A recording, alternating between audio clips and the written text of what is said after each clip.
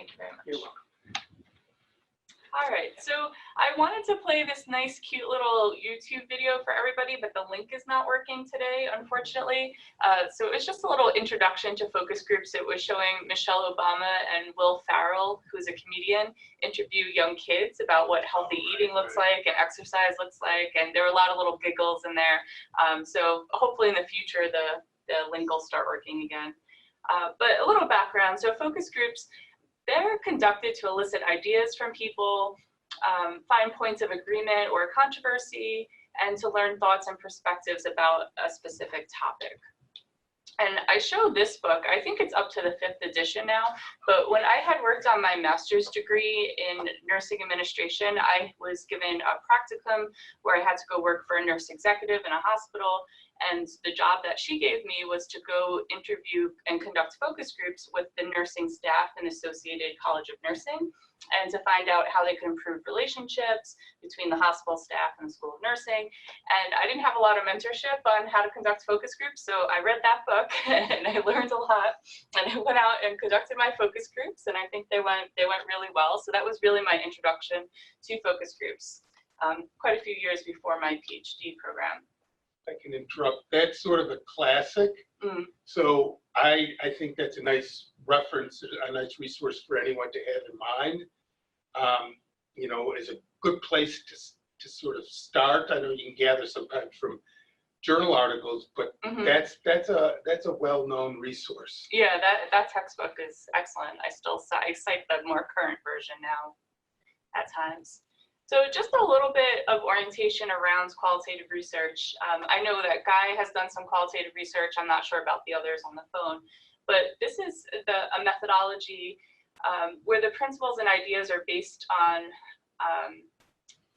I have the definitions of what a methodology and a method is, because these could be confusing. So a methodology are the principles and ideas on which researchers base their procedures and thoughts, and then methods are the procedures and strategies for how we do what we're doing. And there's different type of qualitative approaches, which I have listed on the right side of the page there. And so there's ethnography, grounded theory, narrative inquiry, phenomenology, and these all have their own methodologies and methods within each type of qualitative methodology that's listed there. And then there's qualitative description. And so I'm going to be focusing on qualitative description today, talking about that, because I think that's most of what the research that we're doing, and it easily allows itself for focus groups without getting really buried in the methodology of doing a grounded theory, for example. And so what is qualitative description? It's commonly used in health and nurse-related studies. It really focuses on the who, what, and where of events and different experiences that people have. It's used to gain insight from informants when it's a poorly understood phenomenon. So qualitative description is usually the first step of finding out about a research topic of interest, finding out what we can about the topic. And then it's really suitable for straight descriptions of the phenomenon when you go to write up your research reports. And so further, what is qualitative description? It goes by different terms in the literature. You can see it as qualitative descriptive study, qualitative description design. I usually just say qualitative description, and this is a label for all qualitative studies that are descriptive in nature. So it's just simply a label, it's not its own methodology. And there has not been a ton published on it, but when you look at the literature, a lot of people are using this method for collecting their data. And so I have listed a few of the papers that we have found in literature describing qualitative descriptive. And then in 2016, myself, another doctoral student, and a faculty member at Penn, we did a qualitative descriptive systematic review where we looked at the literature for 1 year to see what is being published on qualitative description, and so that we can understand it better, understand what methods and characteristics that people are publishing on. And so in our backgrounds of the paper, we have 6 common features of qualitative description designs. And so the first, for qualitative description, examines a phenomenon in its natural state, so we're not doing any experiments. It's less theory-driven than other qualitative approaches, and it's also really flexible, so you don't have to have a theory at all to do a qualitative descriptive study. Data collection is usually with individual interviews or focus groups, and it's usually with a semi-structured interview guide. It's usually purposeful sampling, so it provides, when you're going out to get your participants, we want to get broad insights and rich information from them, so we're being really purposeful in who we select. Data analysis is typically done with a qualitative content analysis because we're staying really close to the data and low inferences. We're analyzing or reporting back what the participants told to us. We're not trying to find deeper meaning in the data. And then, as I mentioned earlier, the published reports are straightforward. So that's about it. Those are the key features of qualitative description. And then I just want to spend a couple of minutes talking about qualitative research in general before we talk about focus groups. So for those of you online, when you look at this picture, what does it make you think of in terms of qualitative research? Any thoughts? I mean, I'm getting a lot of like color, like there's, you know, each of these pictures is very vibrant in its color. But also like every person could kind of see this a little differently and talk about different things within the same set of pictures. Like they could maybe talk about nature, they could talk about color differentials, they could talk about life, you know, just different things that people could see within the same set, which I think is a thing that happens in qualitative research. Not bad, just part of it. Yeah, absolutely. Anybody else?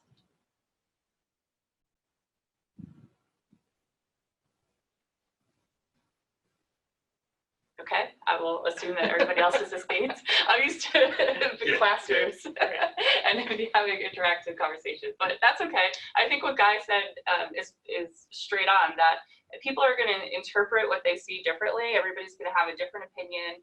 What we're seeing here is a bunch of vibrant colors. We're seeing a lot of nature.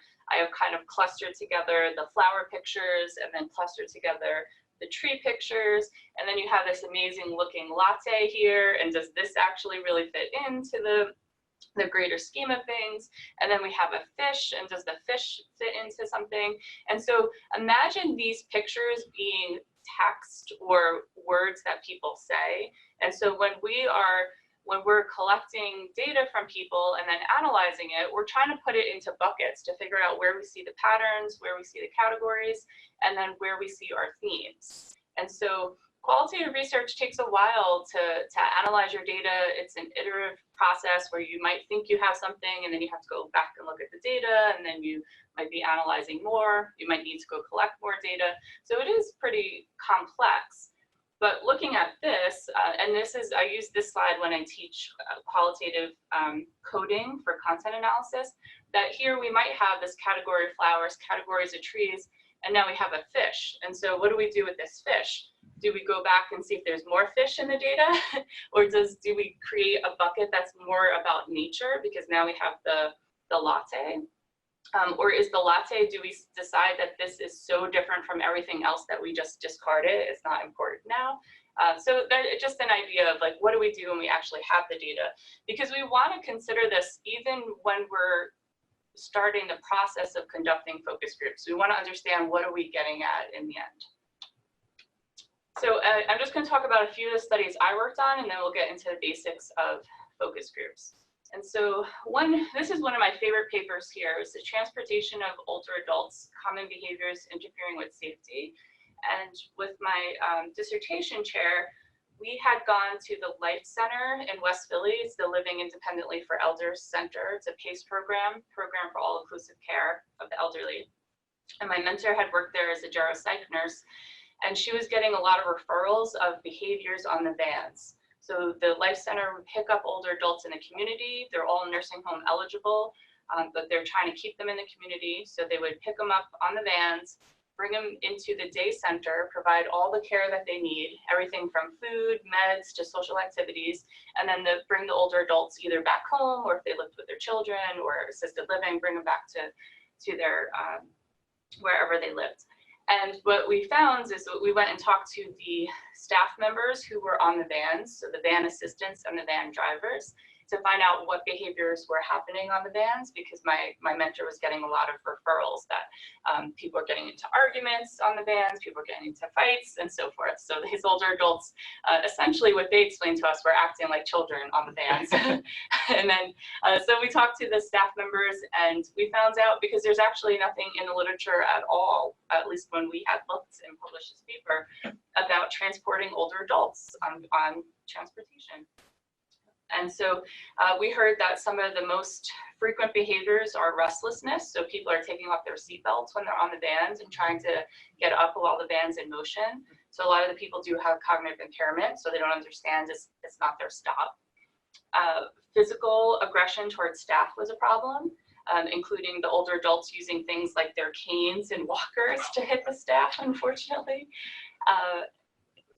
There was conflict. Our other theme was that there's sometimes conflicts between the members on the vans. They're called members at the Life Center. So if one person thought that this is their seat all the time and they didn't get to sit in their seat because there's no assigned seating, they might strike out at somebody, or they might argue over another member who they thought maybe they were in a relationship with, like, oh, that's my girlfriend. And so there was definitely conflict on the vans. And verbal aggression was the other theme that we found, so that people were verbally aggressive towards the staff.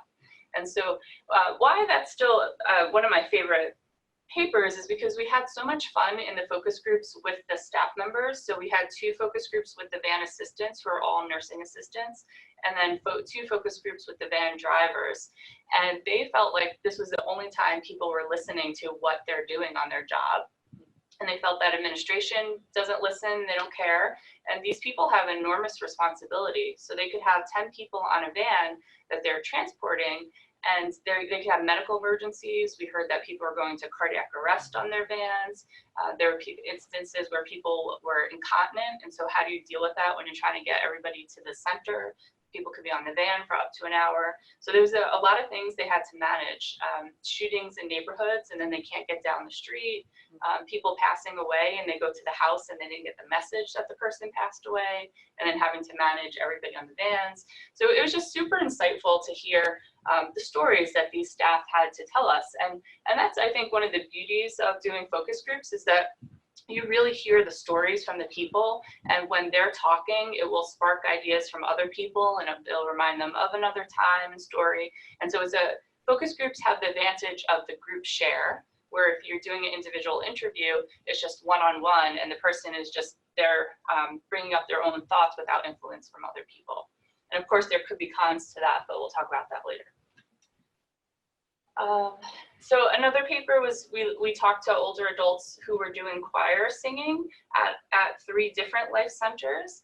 And we heard from the older adults that coming into Life Center and participating in the group singing is a lifelong activity that they've had, and that they love to continue to do it. It helped them get out of bed. It helped them forget their aches and pains. It provided socialization. So gathering that data and putting it into a publication is helpful, because if people are trying to support their arts programs, they could show that there are benefits. So I have these in categories of development of new knowledge. And then I have an example of design thinking. So I was involved with some focus groups with engineers at Penn who were developing a low-cost mobile assistive robot. And so we talked to the older adults, the caregivers of the older adults, and then clinicians to see what people wanted out of the robot, what would be most helpful. And the robot was on wheels, and so the people wanted water delivered to their rooms if they lived in an apartment building. They wanted the robot to help them go for walks, so encouraging them to walk in the hallway, and to play cornhole with them. And so they attached an arm onto the robot, so the robot would go and pick up the cornhole bag, bring it back to the older adult, and they could throw it again, and then to reach into the cabinets and things low on the floor. And so the engineers they've been prototyping it and testing it, but these focus groups were really important because we heard from all the stakeholders what would be most important to get out of a robot, and then figure out with the engineers what is possible, because some people said, well, I want the robot to help me shave, And the engineers are like, no, there's no way that you want a robot shaving you. Like it's not at that point yet. You know, so it was really it's the whole point of design thinking, finding out from the focus groups what's important, and then working with the design to enhance it. And then the last example I have is a paper that came out this summer. I use the term program evaluation loosely.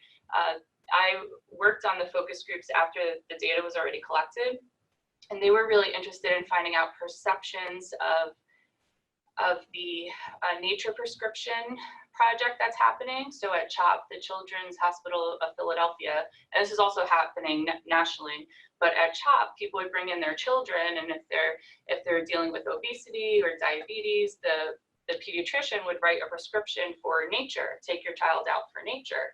And so this group of researchers wanted to find out what are the perceptions of the parents, like, you know, like you're giving them a prescription, but what do they really think? And so really fascinating. We heard that we looked in, I think, 4 different neighborhoods in Philadelphia, and not everybody felt that going outside was safe for them and their children. And so they are keeping their children inside because they're worried about gun violence and drug use in the neighborhood. Their parks are not kept up, like they're really poor upkeep of the parks. So really fascinating data. And some people did say, well, if a pediatrician said to me, take my kid out for time in nature, sure, I'll do it, but pay me an Uber to bring them to a nicer park, or because they don't want to spend gas, they can't go to a local park that they felt is safe. Some people have children with autism, and there's no autism-friendly parks. You know, so the parents and caregivers were actually brainstorming what could be helpful. So we hope that this paper will be helpful, and that providers aren't just blindly prescribing nature without finding out the circumstances of the people.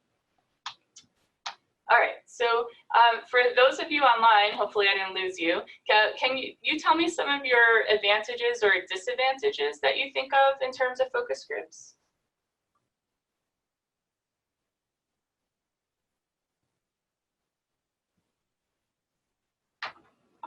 Anybody? Yeah. Sorry, I wanted to give somebody else a chance. So I think, you know, advantages, you mentioned this briefly, but people can kind of build on each other's stories and have this like, oh, that reminds me of something that I wouldn't have thought about. So you can actually get deeper information because of people's stories, but you can also kind of maybe lose some uniqueness of that you might have gotten in an individual interview, because maybe everybody really wanted to talk about X, but there was one person who really wanted to talk about Y, but because nobody else wanted to say anything about that, they just kind of were quiet. Mm-hmm. Yeah, absolutely. Hi, this is Mona. Can you hear me? Yep. Hi, Mona. Hi. So I think one of the, and I think this is kind of similar to what you all are mentioning, but I think so for a quantitative study, you're already deciding the very narrow scope of the study. Whereas if you're studying like a very new question that hasn't been studied before, or a population that hasn't been looked at, I think it can be kind of dangerous to dive into a very specific area before doing something like a focus group where you're, I mean, I don't know a ton about qualitative studies, but my understanding is that, you know, the scope tends to be a little bit wider. You're allowing the population of interest to kind of guide the important, the different, you know, to identify some of the important things that should come up in the context of whatever topic you're studying. Mm-hmm. Yeah, that's true. For qualitative descriptive, we want the participants to tell us what's on their mind, what's their experience. We don't want to put ideas in their head. But I think for some other qualitative methodologies, if you are really more focused and narrowed, that there are opportunities to explore that. Yeah, I was going to say also, like, one of the disadvantages is having to be extremely careful how you phrase your question so you're not leading your group in a certain way. But then the advantages are you may find out information that you didn't even think about, that someone may bring up and be extraordinarily relevant to what you're trying to study. Mm-hmm. Yep, agreed. My experience too, I think Well, the advantage is sort of the broader advantage of the opportunity. If I'm in a group and someone might say something and it sparks my thought and I contribute, so you sometimes, get a better flavor for what a group may think as opposed to just one person. But I think the disadvantage, and I think goes to maybe what you talk about is some of the skill in facilitating, is someone could be dominant, and also I may be less comfortable sharing things, particularly if it's more personal in nature in a group, just because it's my personality. And so you may not get the full flavor of the experiences of people because of those factors. Yeah, all good points. So I think we've covered most of that. So for sensitive topics, it might really be prohibitive to have a focus group because people might not be willing to share. Some researchers think that you shouldn't have focus groups with people who work together because they might not be willing to share because they're afraid that even though the information shared is supposed to be confidential, that they might still go tell their boss. We found with the VAN project that people were very open and willing to talk. They finally felt like somebody was listening. So you have to consider that when you're designing your research study, what you think will happen with focus groups. So other disadvantages, as you mentioned, that there could be a distractor in the group who's really taking people off base, and I've definitely had that, and it's really hard. You just try the best to redirect and try to say things like, okay, thank you for sharing, I'd like to hear from everybody else, but somebody might insist on talking about something that's off topic, and that's hard to manage. And another disadvantage is that you need geographical closeness so that people can come together to be in a focus group. I have not done any focus groups online, although I know some people have tried to do that, and that might have other challenges and disadvantages such as technology issues, but that could be helpful, especially now in the time of uncertainty about the virus. People might use more technology for focus groups. We had one scheduled on Monday that we decided to just postpone because we were meeting with older adults who potentially could be frail, and we don't want to pull together 10 people. So some researchers right now are deciding to just postpone. And then some advantages that we talked about is the group think, generating a rich discussion, and it is less time intensive than individual interviews. So some prep work and decisions that need to be decided ahead of time are related to the study aims. You want to make sure that your study aims are qualitatively based and that it's your study aims that are going to decide what your methodology is. And then you find out who's going to be on your research team, make some decisions. If you don't have anybody with qualitative expertise, I highly suggest that people reach out to somebody, even if they could be a consultant on the team, because I've been called or hired to work on projects to analyze the data, and I think the teams would have benefited from having somebody help them with the interview guide ahead of time, versus then it's like, ooh, this is kind of a messy data. Yeah. I usually could get something out of it, but it's not always what the researchers had intended from the beginning. And then deciding on the target. So who are your participants? Because as I mentioned earlier, for focus groups, you do want something broad, but you want the people to have something in common related to your research topic. So it might be that they all have the same disease process, or they all belong to the same healthcare system. So they have to have something in common. And then you want to figure out your number of focus groups and how many people will be in your focus groups. I recommend 6 to 10 people to be in focus groups. A 10 is kind of hard sometimes to manage, but if I have 10 people show up, I'm not going to turn anybody away. And I think we've even done with 11 or 12 max, but it would be more preferable to have smaller numbers of people in the group. And how many you do, that really is going to determine on your funding and your study purpose, because there's nothing in the literature that guides you on how many focus groups you have to do. Quantitative researchers always say the more the better. Qualitative researchers really want the depth of the interview. So you might want to start off with 3, 4, see if you're reaching some redundancy in your data, and then decide, do you need to do more? But if you have a big budget and you could do lots, then you want to do that. But then you also want to be careful of not having so much data you don't know how to manage it. So it's some careful decisions around how many you're going to have.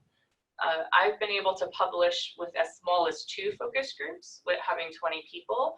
I know that more high impact journals want to see bigger numbers. So you might want to consider where you're trying to target your publication and see what the journals are publishing in terms of numbers. I know I've worked with some quantitative researchers who tell their PhD students they have to have 30 individual interviews, and 30 is just like this random number they pulled out of nowhere. So yeah, so there's some discussion that has to happen ahead of time of how many you're going to do. And then the timing and the length of focus groups. So I typically recommend about 90 minutes for a focus group plus a half an hour buffer. So having a 2-hour time period so that people could gather together, they could go to the bathroom before you get started. You could work on any problems that occur because there's always something that goes wrong in the beginning. And then having the full 90 minutes, because trying to do a focus group in an hour is really short and it might feel rushed and you might not be able to get to all your questions. And you also want to consider, and also on that topic, I think 2 hours might be too long just for focus groups because people get antsy and they have things to do and so forth. So 90 minutes for the actual conversation and a 30-minute buffer, 15 minutes each way, I think is good. And then space, you want to consider space. So this might be a good room because the door is closed, nobody could look in the window. I've done focus groups where people are looking in the window and then they're distracted and they're like, oh, is that my boss checking if I'm in here? And so having a private confidential space is really important. Did you have a question, Abby? I do have a question, yeah. Have you ever done like a virtual focus group? Because you're talking about space and things like that, but I'm trying to also like translate this, how this would work like on something like this. Any thoughts? I have not done any virtual focus groups, but I know Dr. Kathleen Fisher has, so Okay. you could check in with her. Okay. Or I think maybe one of her doctoral students did if it wasn't her. I have not. I have done all in person. I have done individual interviews over the phone, and I hated that, and I don't recommend it. Nobody answers their phone. If you schedule an appointment with them, they still don't answer their phone. Yeah. It's also difficult to, when you're doing qualitative research, not to jump in, I'm sorry, but I love Paul. When you're doing qualitative research, there is much more than just what people are saying, that you're taking it as data. So watching people's movements, watching the way that people interact with one another, that's all data, and you need that. And it's really hard to get it. Even if you're doing like a Zoom session and you can see the other person, it's still difficult not being in the room with them to gather all of those nuances about what they're saying, the intonation of their voice, and the way they interact with other people, or even the environment. Well, sorry, I don't mean to, I'm also interrupting you now. So what about like if you're trying to get a national representation of something through in a qualitative way, doing focus groups? So that's really difficult. If you have a grant, you write into the grant travel monies. So you can go different places to, you might not get different people from various regions in the same room, but you can have people from the same region in a focus group and then sort of look at it that way. Yeah. But that's something you think about on the front end. But in person, interviewing is so much better. You get much richer data than trying to do things virtually. Some people have been doing, I don't know who your population target would be, but some people have been working with conferences and then recruiting people at conferences. Yes. And Oh, so that's people, interesting. And holding groups there. yeah, Yes. so they'll get somebody on their lunch break and then feed them lunch and then run their focus group, and they advertise through, of course you have to pay for it, but they advertise through the conference that you're having a focus group. That's a good idea. Yeah, I did that one time for a product, for like a book publishing company. They held a focus group that I was able to attend at a conference. I thought that was nice. I don't have much more to offer on. No, that's good. That's helpful. And it's helpful just to start kind of thinking about it. Yeah, I mean, if that's your only option, then something is better than nothing, I think, if you're on a deadline. But like, we can't see 4 people or 3 people up there. So, I think one of your challenges is people who are going to shut off their cameras, and then you can't see their facial expressions or see if they're paying attention. You know, I think there's some challenges around that as well. Yeah. But you could always just do a small pilot and see how that works. And you could probably do a little paper on that too, like the technology and True. Yeah, that's great. The method around that. Great, thanks. I'm gonna unmute myself again so that my nephew can get back to work. Sure. The other thing you want to think about when prepping for focus groups are who are your recruitment partners, because it's really hard to recruit on your own. And so if you're partnering with people, so an organization, I do a lot of work in nursing homes, or we talked about the Life Center, we would have somebody working at those facilities who would help us with recruitment. You'll see flyers everywhere for focus groups. So you just have to think through, what is your recruitment partners? What is your recruitment plan? And then I have on here your timing of informed consents. So I work with a lot of older adults, and for some studies, we will actually do the informed consent prior to our focus groups. So it might be the day before, because we don't want to spend a half an hour at our focus group meeting going over the informed consent, because that could be lost time, especially if you have people who are distracted. And just generalized comment that sometimes getting older adults to everybody to cooperate at once, and I'm talking older adults, that getting them all to cooperate at once and not have to use the bathroom and not worry about things, like just we found that doing the informed consents ahead of time is much easier. And so it depends, you might email them to your people ahead of time if they're tech savvy, you know, there's different things that you could do. You would just want to have it in your IRB, what's your plan. And then other decisions are, what are your financial resources? So I have always paid research participants for their incentive for coming, and it's varied by the funds that we have. So sometimes it's been $20, sometimes it's been $25, plus we always have some kind of refreshment available. So your budget for your research is also going to dictate how many focus groups you could actually do. So you want to think about that ahead of time. And the other thing on refreshments is I would be careful of really crunchy refreshments, because you're gonna have your recorders out and you're just gonna hear people crunching and like with the pension bag. Yeah, security. Because if you order sandwiches, then the bags always come, and it's distracting. And also, because I work with older adults, we have to be careful about not having too much salt or too many sweets because of different chronic conditions. So we have to think carefully around what are our refreshments, and then allergies and other preferences. And people also hate having pizza at every meeting too, so. And then you also want to consider your transcription services and how much that's going to cost you, because it can be really time consuming to type up your own transcripts. And frustrating. And frustrating. It could take up to like 10 hours to type up 2 hours. It's really intensive. What do you mean by member checks?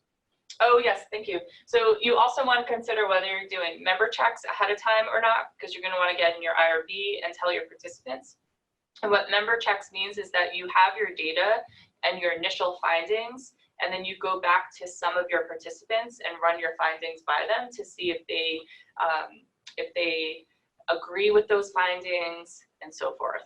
That's what you were saying. Yeah, I think I have another slide later that in the field, there's some controversy over it. So if you guys are my participants and I bring my data back to you and you don't agree, and you're like, yeah, no problem. Well, what do I do with the people who don't agree and they don't have research training, they haven't seen the full data set?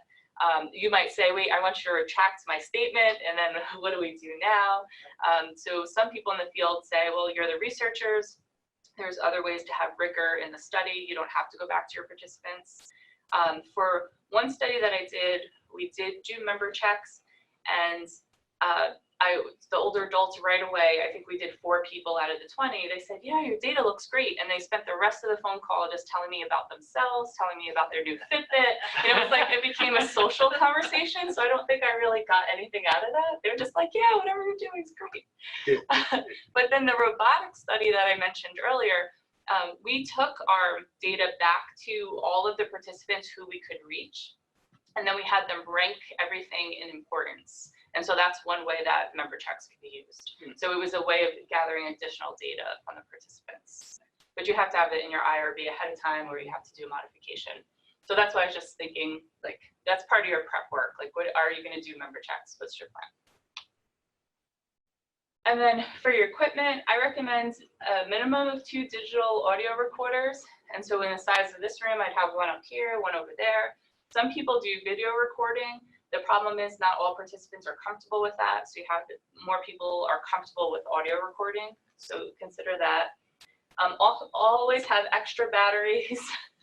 I've definitely had some drama with recorders. So that's why you always want 2 and extra batteries. And I have name pens for everybody, because you have to have them sign demographic forms and the consent forms. I usually have name tents put in front of people, and everybody has a pseudonym, but then they know who each other is and that we can keep track of who's who. And then I would have, if all of us had a name tag in front of us, before speaking, I would have everybody say their pseudonym ahead of time so that it gets recorded on your audio recordings. And when you're analyzing your data, you know who said what. The best that you can. I have a question. Have you had any issues, or have you ever tried to get through IRB using a digital recorder, like on your phone? I have actually digital recorders, but I can remember a couple of cases where something happened and I wanted to or needed to record people on my phone because it's what I had at the time. Has IRB said anything about that, or do you know anything about? The only thing that comes to my mind is that IRB is going to be worried about if it's not password protected, and transporting it and keeping the data on it could be the problem. I would say if you're in a pinch and you're trying to record something, then get it off your phone as soon as possible, download it. And I think I've always used the recorders, and that's just been what's in IRB. But I think their biggest concern is how do you keep that data safe? So if you get it off the phone right away, I think it's less of a concern. And then in some focus groups, I've used sticky paper on walls, because sometimes we'll write out people's ideas, and so that might be something that you consider. And then for developing an interview guide, this does take a little bit of time.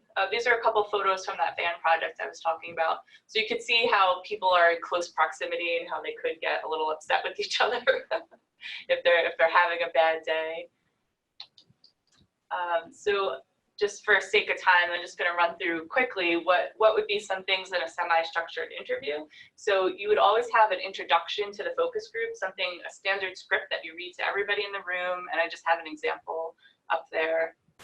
I always introduce who's on the research team, who's there, remind them of what the research study aim is, and then ground rules. So ground rules would be like, please don't talk over each other, let one person finish before you start. You might want to let people know where the bathrooms are. You might, as a team, you might also want to decide if people are late, if you're going to let them in or not, because they're going to miss the ground rules and maybe they missed the informed consent. So something to decide ahead of time. I usually have, I think I talk about this on the next slide, I usually have one extra staff person who helps with all problems. So if we're doing the focus group, maybe they're in the hallway doing the informed consent before they come in.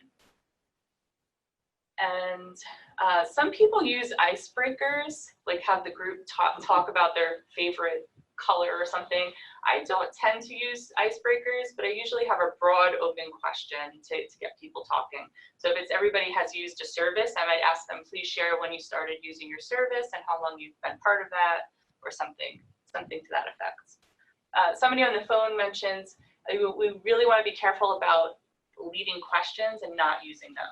Because we want these broad questions, we want people to tell us from their perspective what's important without putting ideas in their head. And I'll give a quick example.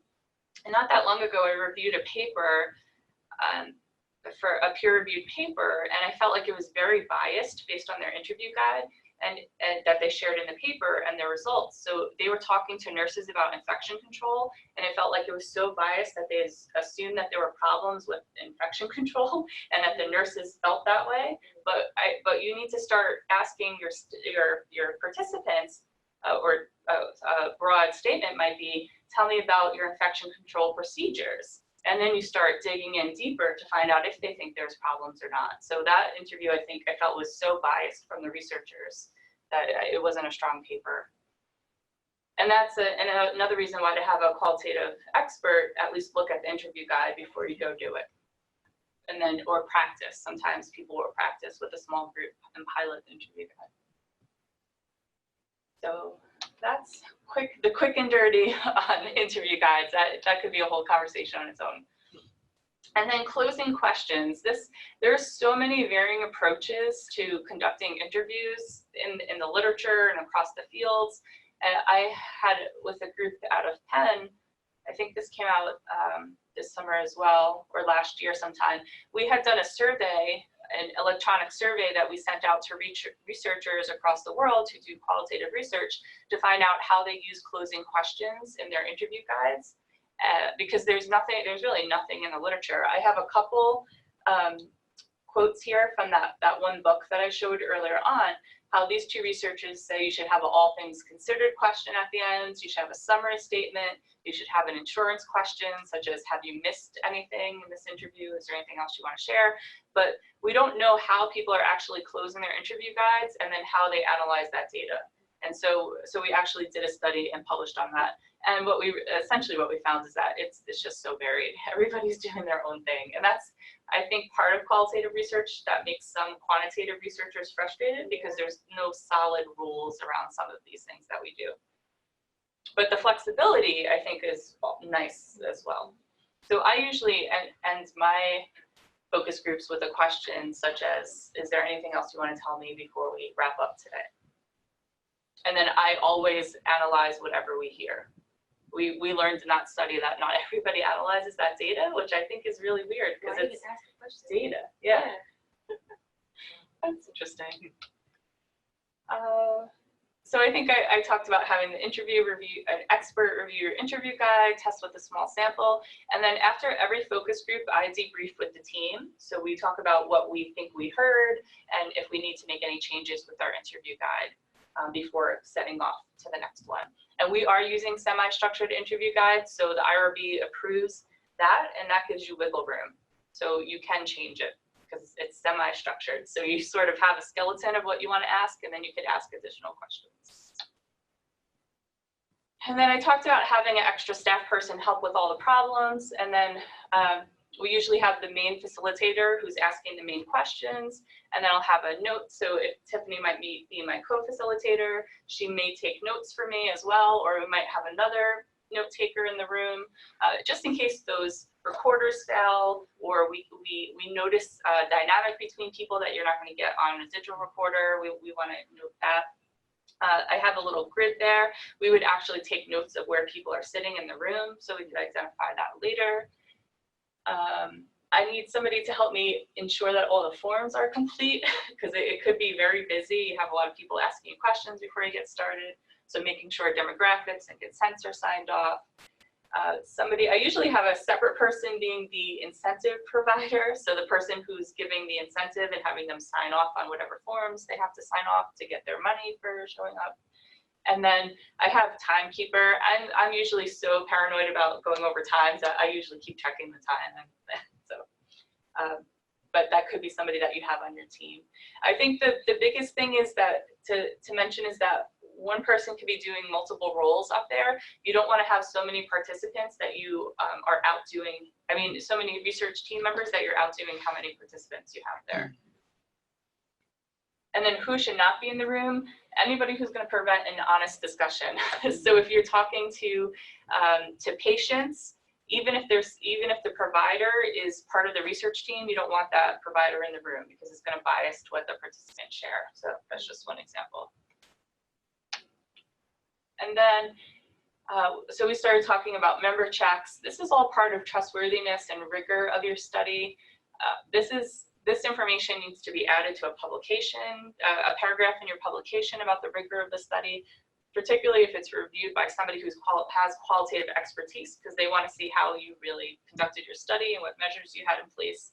And so some examples would be the transcription verification. So when you get the transcripts back, if you send them to a transcription company, then we want to verify that they're accurate. And I've had those focus groups I talked about with the van drivers and the van assistants.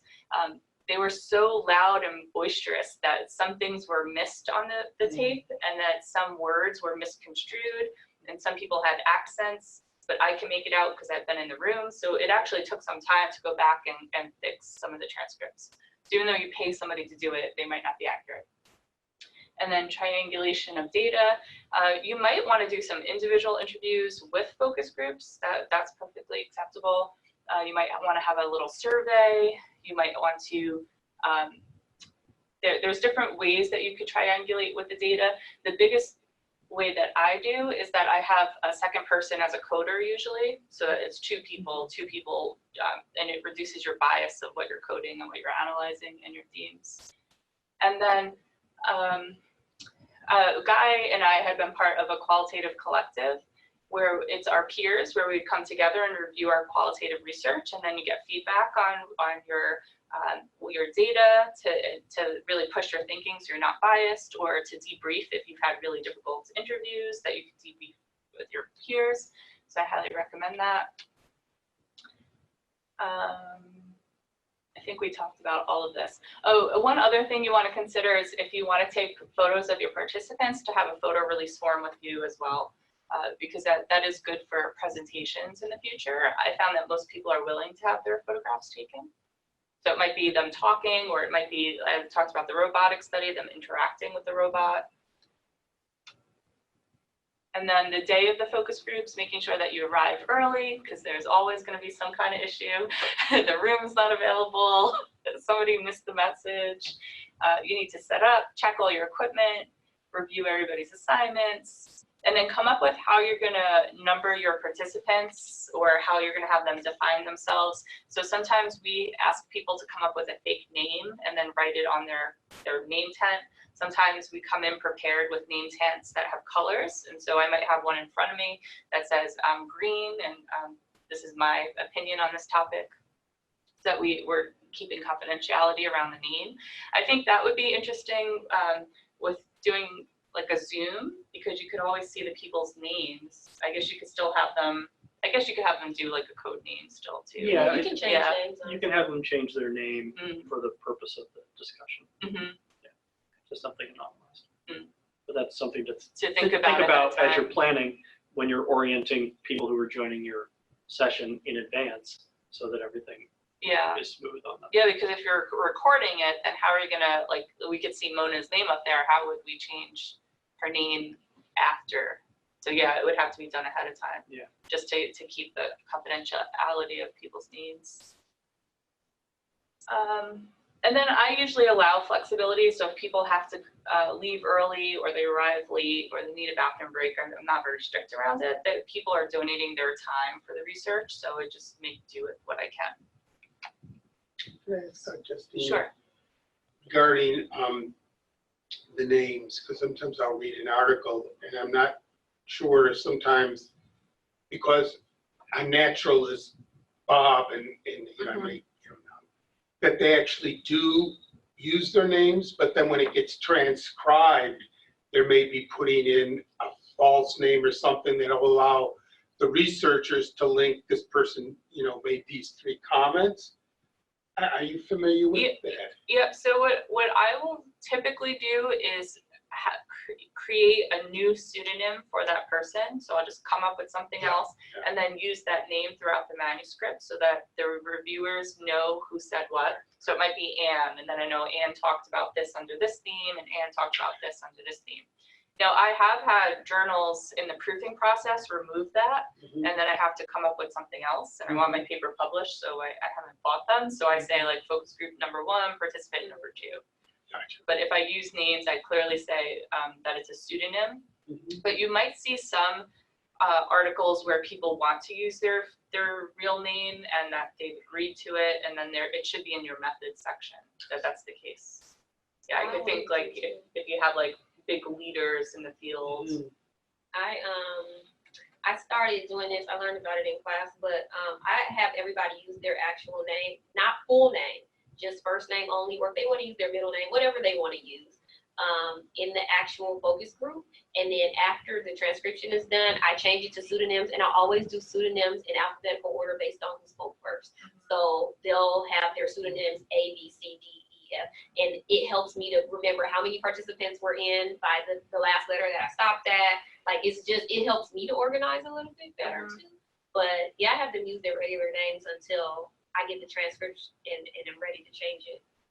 Because sometimes when I read the transcript too, I don't always remember the pseudonyms that I gave people or that they might have given themselves. And I've actually had focus groups where we forget to use the pseudonyms and we start using real names, and I don't know, it gets messy sometimes. Yeah, it's a good point that everybody has their own method on how they handle it. For one of my dissertation papers, I did the A, B, C, D, E, so I could keep track of participant 1 was like the name Anne, and participant B was Beatrice, and so yeah, I think people get crafty about what they do. Yeah, I mean, the most important thing is to figure out who said what, because if your entire write-up is one person's opinion, then that's not evidence of a focus group discussion. So showing that there's variety across your themes, your findings. I'm almost done. I know we're running out of time, but I think we're towards the end here. So facilitating focus groups. So as I mentioned, we want to review ground rules in the beginning. If people get off track when they're talking, then redirect them back to the research aim. That is one strategy. Probing is really helpful, especially when you go back and read focus groups later. People might say things and you're like, what did they mean? So the more that you can probe live time, the better. Yeah, you're gonna have to handle difficult situations no matter what. It's one of the key strategies is close listening to what people are saying. So when people are talking, sometimes I might make a note to go back and have them clarify something, because our purpose is to hear what they're saying and gather more information. And we have to be as neutral as possible. So if people are saying absurd things to us, we just have to go with it. It's kind of like the role of a nurse. Yes, especially a sexual health nurse. Keep a straight face. Yeah, you get the poker face. Yeah. I've heard it all. So then the next steps after a focus group is I mentioned debriefing, complete your transcripts, check for accuracy, then the analysis plan. And I've taught on content analysis, and that's like a 3-hour talk. So that's not simple, but that's a whole nother topic. And then you decide about member checks, and then definitely getting those publications out, since you put all of that time into it and you're learning from the participants, just doing good justice of getting the publications out. We all know that it's a lot of work. And then here's an example of the name card that I use. And always uploading the digital recordings into a secure drive after you're done. So getting them off the recorders. That's it. So any other questions or thoughts? I have one question, but first I wanted to say I loved that slide you had to the visuals to talk about. That was really great. Oh, thank you. We had because it really does capture in a way that really brings the concept home. So I thought that was really good. Something I can learn from. The other, I was just curious if you, and I think it'll vary by discipline and where people tend to publish, but I was just wondering, sometimes people have not done qualitative, and particularly if they're publishing in a journal that may publish qualitative, but more, so it has to do with if you've seen some variation in terms of feedback or what expectations are from different journals. Some is as simple as length, but other things just, that you would share this with someone to say, here are just a few things to keep in mind, so you are getting your best foot forward as you submit your manuscript. Yep, and feel free to jump in, Tiffany. So the first thing that comes to mind is, yes, word count. So I usually look at journals, and some will give for quantitative 5,000 words, and then they give an extra 1,000 words for qualitative. So I always look at what is their word limit. We want to be as succinct as possible, but we also want to tell a rich story. So it's really hard to tell a rich story in a 3,000 word paper. So it's looking to see what journals accept qualitative, what journals publish and might even have a specific editor for qualitative research. The gerontologist is one of them, and I've been rejected like 7 times from there. That's my goal, because they have somebody who's a qualitative expert that oversees everything, and so their standards are much higher than some other journals. I find that sometimes reviewers are not familiar with qualitative terms, and so they ask you for things that it just doesn't make sense. Or you might be missing something like a rigor section, and the reviewer doesn't even know it, and they won't ask for it. So they might end up publishing things that aren't as up to par as it should be. That I think is one thing that I see. Sometimes I'm like, how did this paper get published? Yeah, I think one of the biggest things I see is when you can tell if somebody is a qualitative researcher or not based on their comments.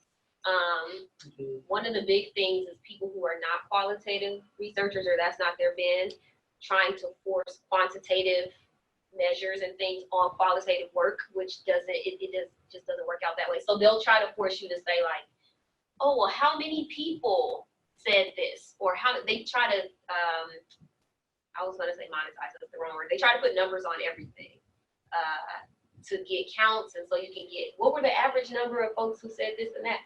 That's not real qualitative work, so staying away from that kind of thing. And sometimes fighting with the reviewers is not worth your time. Like I'll let something slide. I think the other big trigger for me is that the person publishing doesn't have qualitative expertise, is because they just say it's a qualitative study. And I know right there, like, what does that mean? So we talked about that in the beginning. So even just saying it's qualitative description and having a citation, then I'm happy, because I know they understand what they're doing. But if they just say this is a qualitative study, that means that they have a PhD student who helped them analyze the data, and the PI has no idea what they're doing. That's usually what it means to me. Those are great comments too. Very useful. No, thank you. Because I think that is, again, someone early in their careers publish regardless of those. Any other comments from the folks online? No, I think it was really good. Definitely reminded me of a lot of things that I need to keep watching out for and working on with this. Have you ever done secondary qualitative research where like someone did a qualitative study and then you went back to the data, or used like something that was already recorded for other reasons and then did qualitative work on it? Mostly, so I think the concrete answer is no, but mostly what's happening is when people, I've been hired to work on a few teams to analyze the data, and so they haven't written their paper yet, but because their interview guide and the way they ask the questions doesn't really match their mission. And so I feel like I'm doing a secondary analysis, because I'm like, what research question can I ask out of this data? So I have done that. I think for the van project that I talked about, so we have that main paper out, and because it was so rich, we want to get a second paper out, and that wasn't our initial intention, but I think that also could be perceived as a secondary analysis. But I haven't, let's say, taken a mentor's work and then done an additional analysis. I haven't done that. I've also have worked with some really tricky data. So again, the research assistants who did the interviews, I think weren't trained well, and so they didn't probe, and they would ask closed-ended questions. But then throughout like a whole, like let's say 20-page interview, the one question in there had a really rich answer. So I was able to just analyze one question out of the entire interview and get a publication out that way. So that might be a little bit to answer your question as well. So I think there's different ways we could work with data. Yeah, that makes sense, definitely. Just sometimes there's these like big data sources and you're like, oh, there's probably a lot in there, if they did 20 focus groups, but do I want to start over again if it might be that they're not actually answering the question that I'm thinking is in there. Mm-hmm. Yeah, that's something I'd like to explore. I have heard that there's some available qualitative data, like large data sets that you can use. I'm kind of being forced right now to look at quantitative data sets, like the NHATs right now. So that's where I'm swamped under. So doing secondary analysis of large quantitative data sets. But yeah, I'd love to try to do some more qualitative that way. Any other final questions or thoughts? Well, thanks for a great talk. I think really just my program is very quantitative, the program I graduated from. So I haven't had much opportunity to work with any qualitative data, but I think this was really helpful and has really made me think about some ideas that I've had that I think I'm just too nervous to do qualitative research because it's just so different than any of the training that I've had, but it's so important and it does provide such rich information. So thanks for that talk. Yeah, you're welcome. I also think it's fun. It's so much more fun than working with numbers for me personally, in the way my brain works. But it's a lot more. I feel like you put in a lot more in the front end, but you get out so much more on the back end as well. Just a comment when you talked about the bus drivers and how no one had listened to them. And this might be a bit of an age factor, but I work with children with disabilities and families. And when we would start some of the work we were doing when we were engaging the family and wanting their thoughts or even having them provide, information about their children's development. So it wasn't just a professional. Families, they would start talking and again, you also had some data you were trying to collect, but they often would say, no one ever asks. Now, some of this goes back a ways. So my thinking is maybe overall things have changed where families are engaged more and, in our area, we talk about family centers, but that always impressed me earlier in my career that even families would say, well, no one ever asked us about it. So I completely related to the bus drivers, right, where they're administratively, they're probably figuring out how many they need, what they need. And so yeah, really yeah, insightful. And they have so many challenges. And I think that's really where mixed methods is now, how it's, rised up to say, the complement to really better understand why people on a quantitative measure, right, or a quantitative measure, how did you get these scores, or how, and particularly since in early research in our areas, how sometimes with small samples, you don't always get your hypothesis, right? Yet there's so many things that you didn't even know. So I think it does also speak to the value of mixed methods.